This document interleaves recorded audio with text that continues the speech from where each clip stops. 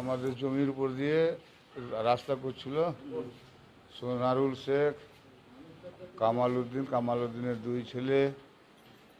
রাস্তা নিষেধ করতে গেলাম যে রাস্তা তোরা এখান দিয়ে এখন করবি না, সব কেস চলছে।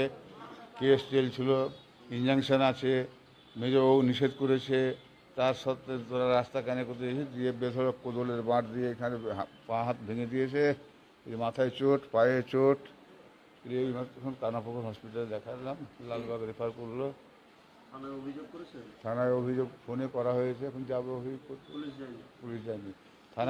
থানায় ফোন করেছি 12টার সময়, পুলিশ এখন পর্যন্ত যায়নি। আমরা সুস্থ বিচার চাইছি, আমাদের জমি আমার থাকুক, সুস্থ বিচার চাইছি।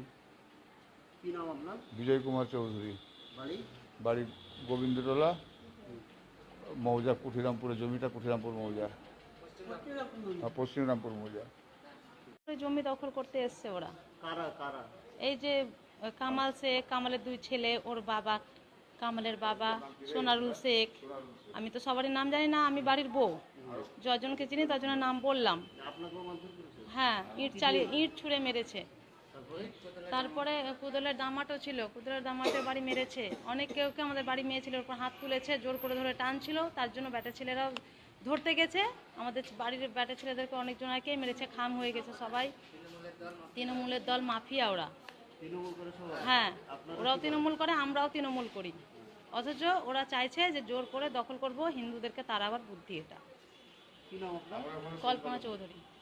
মিলিয়ে আজ 1 বছর থেকে, গত ফেব্রুয়ারি মাস থেকে আমাদের প্রমোটারদের সঙ্গে, যারা প্রমোটার পার্শ্বে আমার জমি কিনেছে তাদের সঙ্গে, যারা হচ্ছে এটার মূল হচ্ছে জেলা পরিষদের যে মেম্বার তাসলিমা বিবি, তার স্বামীর নেতৃত্বে প্রায় 30 থেকে 35 জন, প্রত্যেকের নাম জানি। আমার জমি দিয়ে রাস্তা করবে জোর করে, দিয়ে প্লট করে পার্শ্বে জমি কিনেছে, সেটা ওটা মানে এমনি রাস্তা করবে প্লট বিক্রি করার জন্য। পার্শ্বে আমার জমি কিনেছে ওরা না দিয়ে আজকে ওরা ফেলার করেছে, বহুদিন থেকে করছে, বহুবার চেষ্টা করেছে, পারেনি।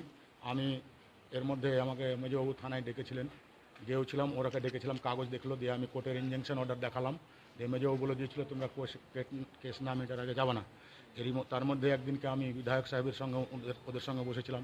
বিধায়ক সাহেবও বলেছিলেন যে ওই জায়গায় আমি যতক্ষণ যাব না ততক্ষণ তোমরা কেউ যাবে না, কিন্তু ওরা বারবার এরকম করছে, মেয়েদের গায়ে হাত দিচ্ছে, আমাদেরকে মারধর করছে। আমাদের প্রথম মার করেছে আমাদের সোনারুল শেখ, কামাল উদ্দিন শেখ, আর কামাল উদ্দিনের দুই ছেলে, আর 4-5 জন, মানে বহু, ওরা 30 থেকে 35 জন ছিল।